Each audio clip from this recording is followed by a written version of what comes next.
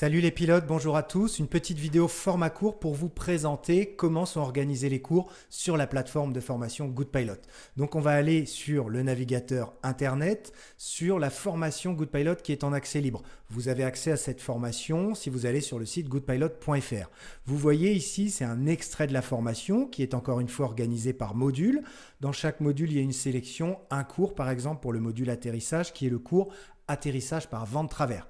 Le cœur du cours, comme pour toujours les cours GoodPilot, c'est la vidéo. Mais ce qui est nouveau, c'est qu'il y a un chapitrage. Par exemple, si vous voulez aller directement au chapitre sur les limitations avion pour le vent de travers, vous cliquez sur le minutage et vous arrivez directement à l'information. Ça vous permet d'aller droit au but.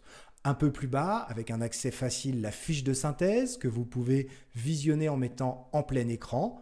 Vous pouvez aussi, si vous le souhaitez, télécharger la fiche de synthèse. On le voit tout à l'heure avec la partie annexe en haut. Et puis, dans la plupart des cours, j'ai essayé de mettre des documents annexes, des PDF, des images. Ici, vous avez un seul document annexe. C'est une affiche DGAC que vous pouvez télécharger aussi dans la partie annexe. Un peu plus bas, il y a une information. Si un QCM est disponible, c'est écrit. Des QCM sont disponibles pour ce cours. Et vous retrouvez donc à gauche dans le module QCM atterrissage par vent de travers. Vous pouvez aller faire ces QCM.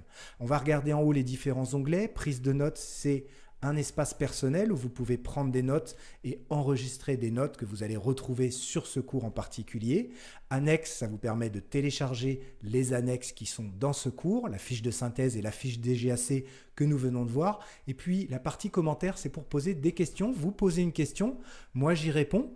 Vous avez la réponse, vous pouvez aussi avoir la réponse d'autres apprenants, d'autres pilotes. C'est un espace commun où vous profitez donc également des questions des autres avec la réponse qui a été apportée, mais aussi de la question que vous pouvez poser individuellement avec la réponse que j'y apporterai. Je réponds toujours aux commentaires, aux questions que vous posez.